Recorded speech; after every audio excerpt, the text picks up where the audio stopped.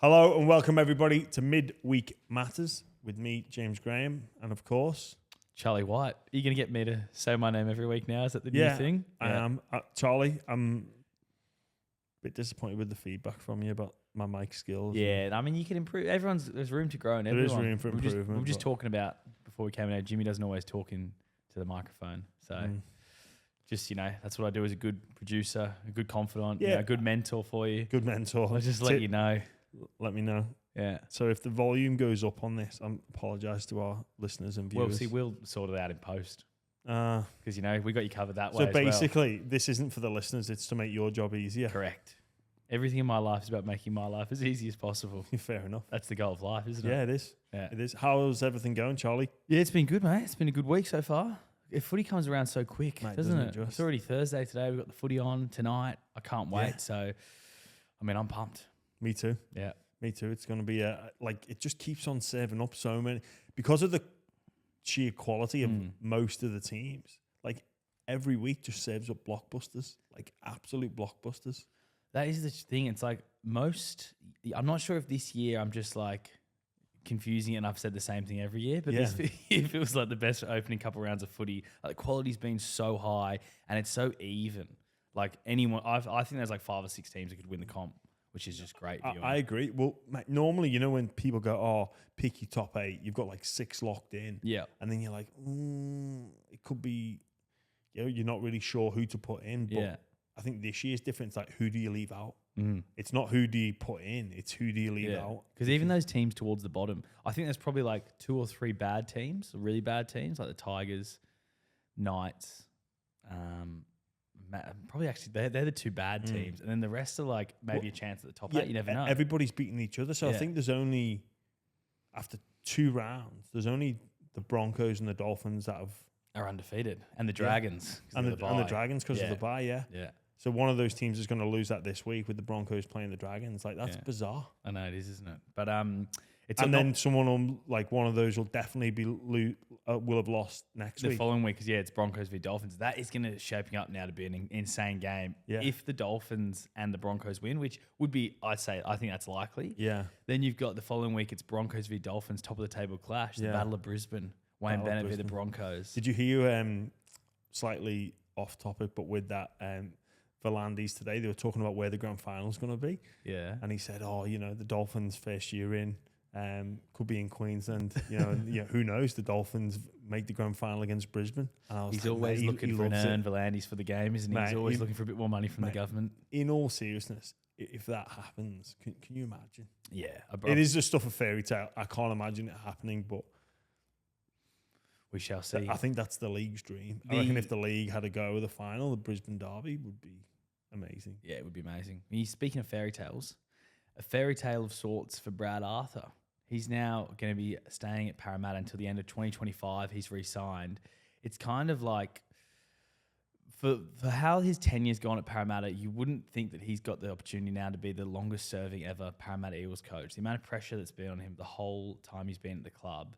Even last year, there was talk about him getting pushed out the door, and now he's going to be here till the end of 2025. I think it's probably very well deserved for what he's done with Parramatta over the last few years. Matt, I couldn't agree more, Charlie. He got them to a grand final last year, despite the fact that, a month out from finals, people were questioning whether he was the right man for the job. He got that group of people to the grand final. They've come out this season. They've lost a couple of players, and then they've been in 2 incredibly tight games that perhaps if they had their time again they would manage better. Their draw has been horrible. There's no 2 ways about it. Yeah, we've talked about the level of competition and stuff like that, but they've faced some really difficult opposition to begin the season. So look, I think what Brad Arthur's done there at Parramatta should be, and who cares if he's the longest serving coach? Like, I think if you're looking at it from board level or fan base level, like if you're a fan, like who else is there? Why would you change now at this point when he's the man that's gotten to the grand final? Like that group of players, like you've heard them speak so passionately about their coach before, so yeah, I think his future being sorted out is massive. I think we might see Mitchell Moses commit after that as well. Oh, nice. I reckon that could be one of the things he was looking for. Are you surprised by the timing of it at all after losing the opening 2 games and everyone's talking about their tough next 3 weeks? Oh, Parramatta could be 0-5. Parramatta could be this. Are you surprised that they did it now? Not really. I mean, gives him secure like. But what if they have a shocking year? What if they have a really? What if Parramatta go on and have a terrible year this year? Well, what happens if they don't? Yeah, it's as much as you know what I mean. Yeah. Like, what happens if my auntie had bollocks? Should be your Should uncle. be my uncle. Yeah. Exactly. The chat about that they could be 0-5 is stupid, isn't it? Oh, they could be 3-2. Yeah, exactly. Like none of those teams that they're playing, they go, oh, all right, well, if they are, no, but none of those teams that they're playing, they go, oh, tell you what, got power this week, easy beats. Like it's just, yeah, they're all hard games, and Parramatta's draw just so happens that their first 5 games to begin the year, yeah, are really tough. Well, why don't we look at it a bit further? They could be 6-0. Ooh, or 6. They couldn't be 6-0 because they're 0-2. Yeah, they could be 7-0. They could be 8-0. Yeah. Like, just keep looking along. They could go this season without a win. Yeah, like they could, but they could. Probably won't. So look, I mean, the timing of it probably does give Brad that little bit of security. And I don't know, like, yeah, I think they're a fantastic team to watch, and like. Who else are they going to get in at this present moment? Yeah. That group. Well, like I said, he got into a grand final last year. He's earned that. He's earned that deal. You look at how he develops players as well. Like guys like Isaiah Papali'i, he can't have come through the door. Sean Lane. Yeah. Like, I mean, a lot of these back rows. Jermaine Hopgood has now come to the club. He was really like not even making the Penrith team, and now he looks like he's one of the best back rowers in the comp. Oh mate, he's been sensational, and I think. He showed a lot of potential in that Panthers New South Wales Cup side, but I don't think anybody thought he'd be having the impact that he has on that Parramatta team. That chase back towards the back end of that game, or in the final moments. Yeah, Jesse Ramey, what are you doing? But Hopgood to chase back and then sprint to the scrum. Those are those effort plays that you need, and he's doing it because he feels part of the club. He wants to do it for his teammates and his coach Hopgood. And yeah, Brad's obviously got a track record of developing young talent. And let's not forget, in those opening 2 games, yeah, look, a lot of teams are suffering injuries and whatnot, but 2 of their best players in Lane and Mattison have both been missing. So as they get back, that'll tip the scales more towards a 3-2 rather than a 5-0.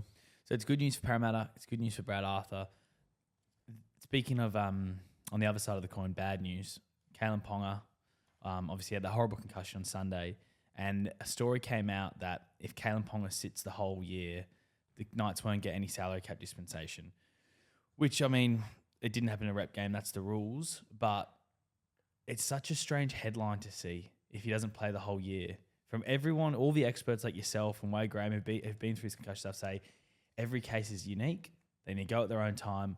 And the first thing we see this week is headlines about him maybe missing the whole season. That's the last thing he needs. Yeah. To see headlines like that. Like, he needs information, not fear, not speculation. Doesn't need people saying, oh, he should sit out, because they don't know. And if he sits out the year, like, well, we just don't know. So, and should there be, dispensation because it is a head injury? I don't know. I don't know the answer to that question. Could that help the culture around concussion? Perhaps it could.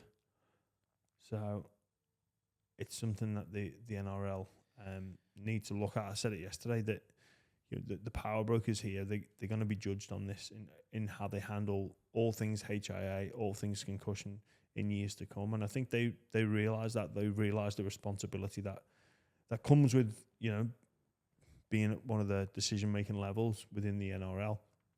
We only need to see what's happening in the AFL at the moment with the class action. So, look, in terms of managing concussion, the NRL know they've got an incredibly complex, difficult task. And when it comes to Kalyn Ponga, he doesn't need people saying, oh, you know, if you sit the year out, he needs to do what's right for him. And as well, one thing that most people haven't spoke about, which is something that, you know, again, I don't want to speculate about time out, but we talk about getting all the information and managing the concussion to a point where he can come back and play. But during that as well, you've got to support the man with emotional health and mental health as well, because the game is what keeps people ticking over. And when you're removed from that, and when you're not training, you're not out with everybody, that emotional and mental health, it suffers. And if you're sitting out the game for that long, it'd be interesting to hear how Wade Graham dealt with that, because it's not just about the brain health. Like that is the issue, but it's kind of, you know, you're solving that problem in terms of resting the brain and dealing with all things concussion related. Wait until you return to baseline, but that emotion of not being involved, and Kalyn knows that there's a lot of pressure on him internally. You know, that feeling of, you know, he openly admitted, you know, the press conference at the start of the year that he'd let people down. With mismanagement, he's grown as a leader, a lot of expectation on him. You know, how does he cope with that? That's another aspect that I don't think people have paid enough attention to. And he is a very popular guy in the Newcastle camp, and I'm sure they've got really good support around him. And he seems he's got a really good life up there in Newcastle as well, away from footy. Yeah. But when you talk about how it could help the culture, what do you mean by that? Because do you mean that, they can get a player that's able to replace Kalyn Ponga, it might make him feel like he doesn't need to rush back? Because even if they get salary cap dispensation, they're not going to get a player of Kalyn Ponga's level in. No, they're not. They're not going to be able to get, you know, there's not just the next Kalyn Ponga just waiting, sitting on the sidelines, not playing NRL. But what it would help is that, yes, look, we're treating this issue seriously. We'll stop players. You know, I know what it's like when you feel that burden of not wanting to let people down. But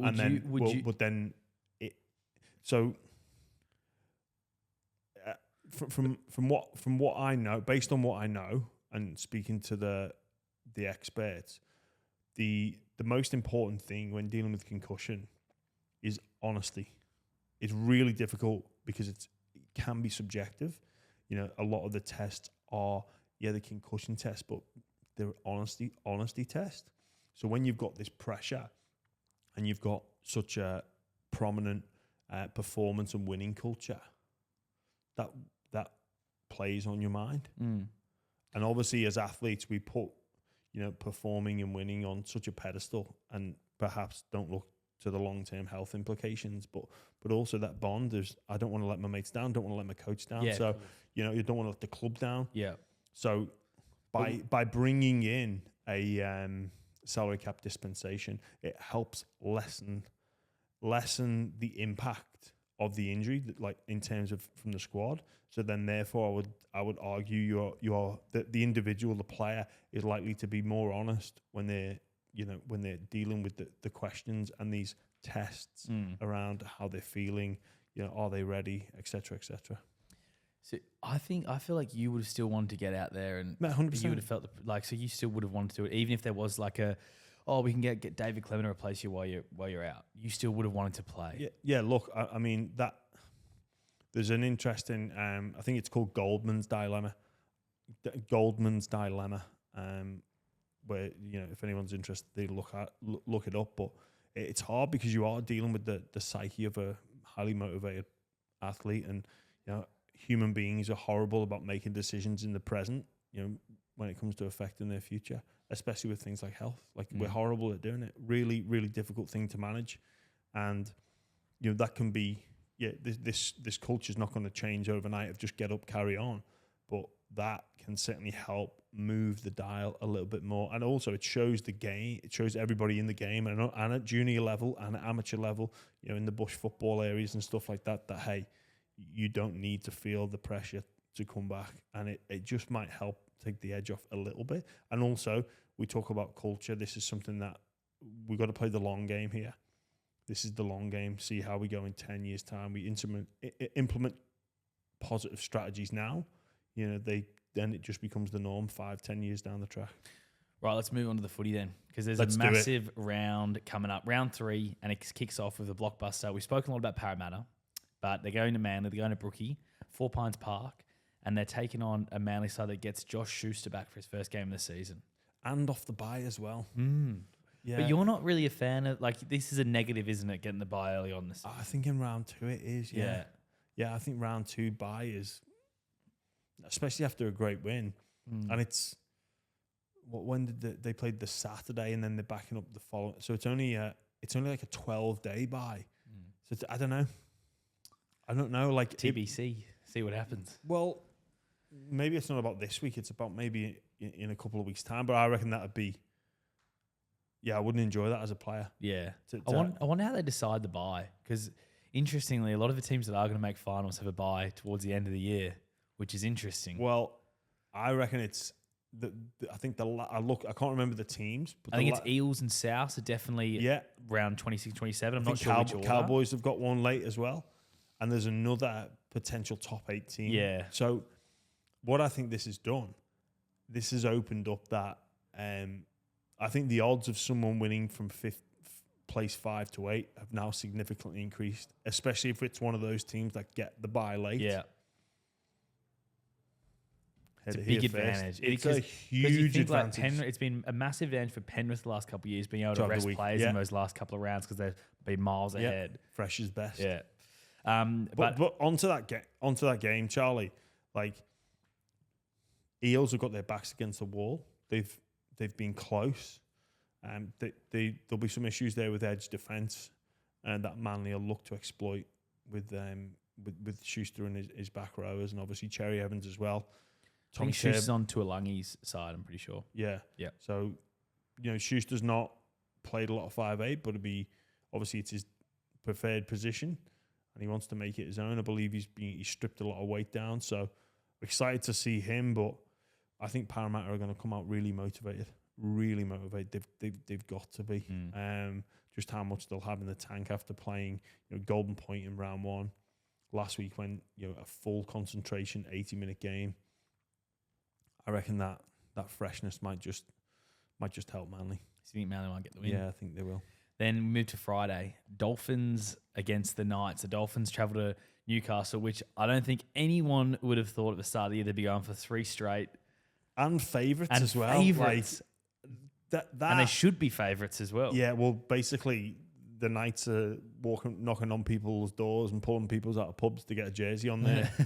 Like, in all sorts at the minute, with injuries and suspension, like, far out. Like, talk about a team doing it tough. Like, gutsy win on Sunday against the Tigers. Like, Tigers were woeful, but take nothing away. Newcastle needed to turn up, and you could see the emotion on Andrew O'Brien's face up in the box, and then Adam O'Brien, and then the players were, they were spent, but they're doing it really tough up there with the sheer number of injuries. They lost Frizzell as well. A lot of leaders Well, they've missing. lost Frizzell, Ponga. Bradley's not playing, is he? I don't think so. Frizzell's out. Kurtman, I think, might be out. Well, I think there was talk earlier in the week. Jacob Sofidi suspended. Yeah, there was talk earlier in the week that they were going to have to apply to the NRL because they couldn't name a 22. Yeah, wow. In round 3. In round 3, that's the brutality of our sport sometimes, isn't it? So, yeah, they've had a shocking run of injuries last year. Yeah, and I think Adam Clune got concussion in Reggie's as well. Oh, right. Well, I think their spines, Miller, Gamble, and Hastings are the halves, and then their hooker is Phoenix Crosland. Yeah, who's kind of like a utility. He can do a bit of all. He can play a bit of half, play a bit of hooker. Yeah, they're going to have their backs against the wall against the Dolphins. They are. Have you got them going 3-0 then? Was it a famous Newcastle win? Another famous. I'm gonna go the Dolphins on this one. Yeah. All right. I'm back on the Dolphins. Well, the game of the round. Oh, I love this. Every single game they have to play against each other is so good. Roosters against the Bunnies, Allianz Stadium, 8 o'clock. I can't wait. Mate, might try and go to that game actually. Mate, it'll be worth going to. It'll be an absolute cracker. It will be. Radley's back. Jared Hargraves is back. Brandon Smith's named. Just in time. I wonder if they'd Just in time. I'm playing that game. Mate, it is hard. Like, these are the types of games you want to play in. Yeah. Obviously, you've got finals, but the big derby games, like, every game made me feel alive, but these are the ones where you're like, oh, I am living here. And this is the number one rivalry in the NRL. Yeah. No, it's huge. Yeah. Like, and this game is the gift that keeps on giving. Like, you look at some of the last minute wins in recent years, the rivalry, the big games, last 7 sim binnings in a finals game. Yeah. And probably should have been more. Yeah. That was crazy. Like, some people HIAs. Yeah, some people liked it, some people didn't. I loved it. And I know I think you did love it because you were doing the game for Triple M. You were leaning out of the. Yeah. You were like, you had your hands like knuckles and you had them pressed on the windowsill and you were leaning out your head at the commentary box. Man, he's into this. I did. I did enjoy just like I attracted to that. I am attracted to that. I don't think you want to see it every week, but then when you do see it, and especially because it was a finals game, and you just like, oh, I think Roosters were pretty vocal about this, that they reviewed it and said like they lost their way. I am attracted to seeing people or teams losing it. Yeah. But I thought considering the adversity that both teams went through, the standard was still pretty good, and there is for me an attraction to that. I know we've just spoken about HIAs and all that sort of stuff, and we don't want to see foul play. We want to see controlled aggression. And sometimes it boils over. It's just the nature of our sport, nature of people. And yeah, it's all well and good saying, yeah, we're gonna keep our cool, but then, the emotion and the situation happens, and yeah, before you know it, and I've actually messaged Tommy Hackett to see if we can get an over-unders on sim binnings for this game. So I think, what did you say it was to Cheese? Said 3.5? Cheese said 3.5. 3.5. See, I'm going to go under on that. Yeah, I'd go under on that as well. Because also, you need 4 sin bins. That's a lot of sin bins. Yeah, that's a chaotic game. That's a chaotic. Which it probably will be a chaotic game. I think the line would be 1.5. 1.5. Okay, Yeah. I'd smash the overs on that though. Would you? Yeah, smash the overs on that. 2 sin binnings. I think there'll be a coming together early between probably Radley and I don't know. Is Jairo playing? I think he is. I think he's named. Jairo, Victor Radley, bang off. So you're going? Oh, I'd go the over there. I reckon it's going to surprise people. I'd go under. Clean game. Roosters going to try and have a head switch. I'd go under 1.5. I reckon this is a game where the Roosters really want to make a statement because they haven't been that good in the first couple rounds. Even though they beat the Warriors, they were still a bit clunky in attack at times. And the Warriors were in that game. Like, I think they'll be pretty keen to say, hey, we mean business this year. Yeah. And they've had by their own very high standards, a slower start. I reckon this is the game where Trent takes them out of first gear. Bang. Puts them in drive. Fast. And you think they get the win? Toss of a coin, isn't it? I mean, the Roosters are the underdogs. They're $2, I think, on Ladbrokes. Yeah, I think the Roosters will get it. Fair enough. The Titans against the Storm then on Saturday, the 3:00 game. Normally the Storm, when they play the Titans, they're about $1.20. This game, they're like, I think $1.50 around that. The Titans have lost Sammy Verrills to a broken collarbone, so that is a big loss. But I don't know. There's just something about the Titans against Storm. I think the Storm, if you look at their roster at the moment, with all the injuries they've got, they're not the same team. The Dogs did a job on them in Melbourne. I think the Titans win this. And I have a rule. It's actually going to be my same game multi-bit later on. I have a rule that I never bet on the Titans or the Warriors.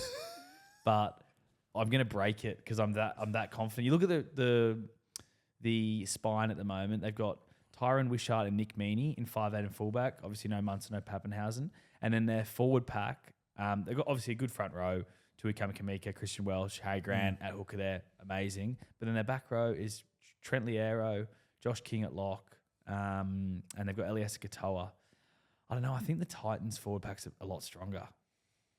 Look, Charlie, I appreciate what you're saying, but I'm not going to be. Storm don't lose 2 in a row. Yeah. Are they the same Storm though? No, they're not. And obviously on paper it's very different, but Yeah. I can't see them losing two in a row. Well, maybe the Gold Coast Titans don't lose 2 in a row. They fire up after their defeat to the Dragons. They're a new team. No, I think the Storm will get them, mate. Get them. That's your same game multi. I'll do it a bit later. I'll save it. Yeah, save it. I'll save it for you guys a bit keep later your powder dry. Then the next Saturday game, Cowboys Warriors. No drink water, obviously, for the next few weeks. I think the Cowboys get the victory on a pretty easy one. Well, no such thing as an easy game, but yeah. Cowboys back at home get the win. Too strong. Then Saturday night, the Broncos. The premiership contending Brisbane Broncos looking for 3-0. They're on fire. Yeah, they look really good. They're slick. They've just got players everywhere. Yeah, their roster is like unbelievable. Stacked. It's absolutely stacked, isn't it? And look, I didn't even have them in my top 8. Maybe that's a schoolboy error. I said that to you as you well. You did say that to me. I said no Broncos. Yeah. I would have had Broncos in my top 4. You would have, or you did? I would have. Oh, well, I didn't do well, it's, hindsight's a wonderful thing, isn't it? No, they're playing out of their skin at the minute, and I think they'll get the win over the Dragons up there at home as well. So yeah. Then the Sunday 4:00 game, your doggies against the Tigers. They got to win the Tigers. They really do. They've got to win that game. I just don't know how. Yeah, like they're really uninspiring against a depleted Newcastle Knights. I just don't know how the Tigers change in a week. Back the dogs all the way on that one. You might know a bit more about coach's box and where, in terms of like the assistants sit with the coach in the coach's box. But I was watching the Tigers game and it was really strange. You had Benji Marshall in the coach's box with the headset on, up there with David Ferner and Robbie Farah. Sheens was in there as well. For the first half. So Sheens was in there for the first half. And then for the second half, Sheens was down on the sideline.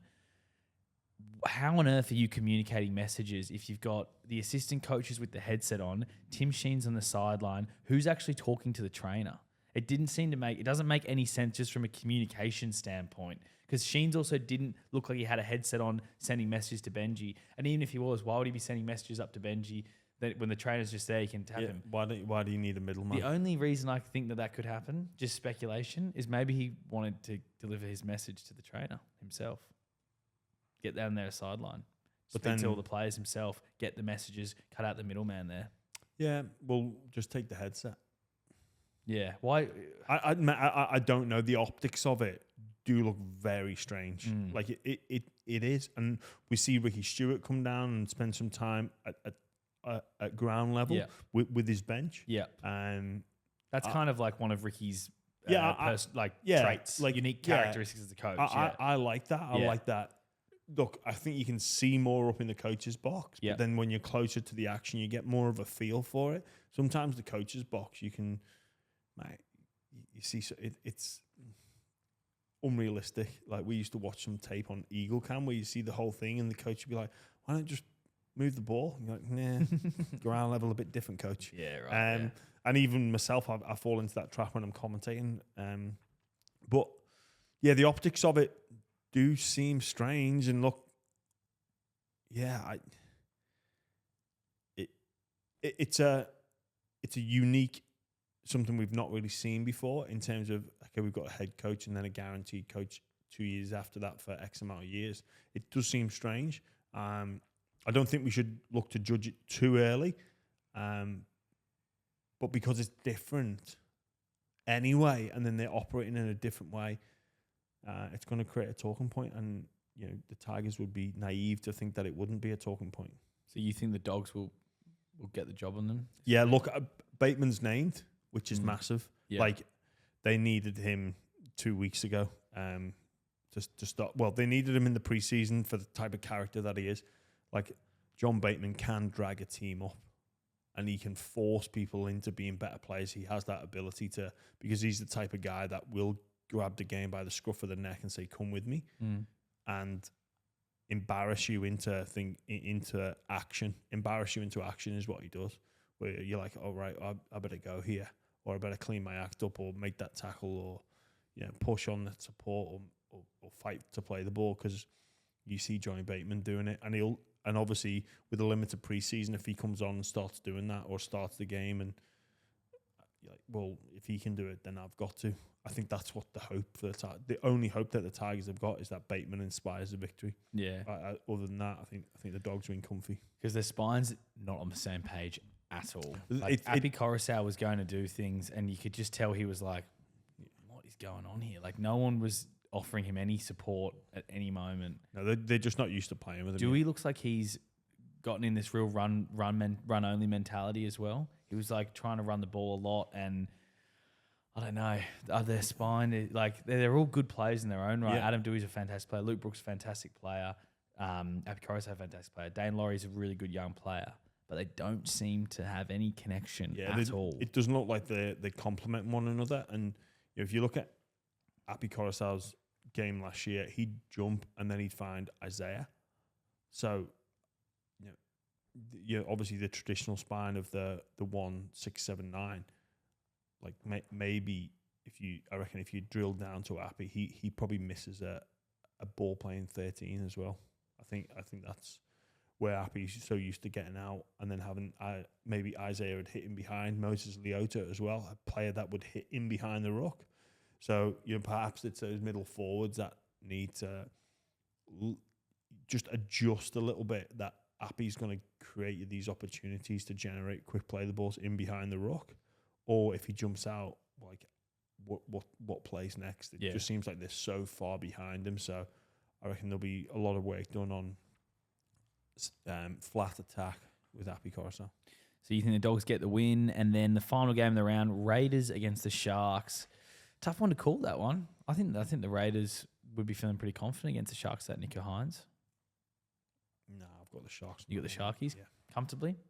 Not comfortably, but I think it'll be a tight one. But I think the Sharks will just have enough. Have you got your same game multi for us then?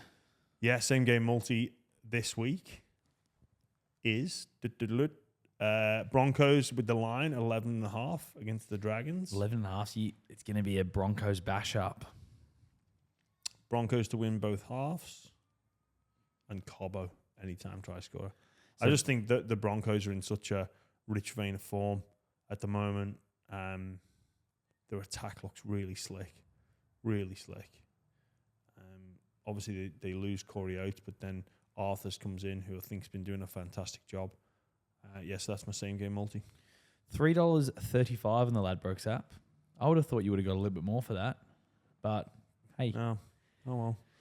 Tommy Hackett. Give him a little bit more. Come on. Come on, give us some love, Tommy. Fine. I'll go. Yeah, like I said, I think the Titans will win this.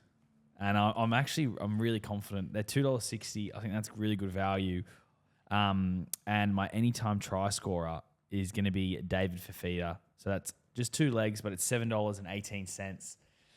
And I don't know. I really like the Titans. I think they might be able to get the job done. I can tell. That's and look, hey, you've got evidence to back it up. I like how you've not just gone on a whim. Yeah. You've actually looked at it and gone, The evidence of they don't look as strong as yeah. But you're not just going. You're not just get strong research. Didn't just look at the team list then and go, okay, interesting. Or eeny meeny miny mo.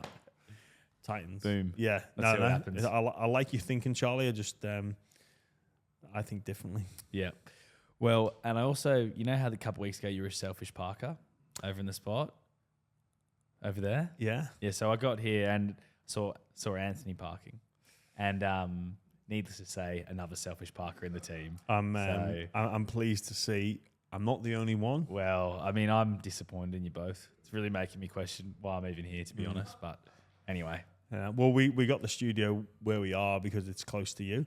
So you don't need to worry about parking because you can walk here. Should have walked. I drove, though. Look at the environment. You're driving, 200 meters to save your legs? 1.2 kilometers, maybe? Mate.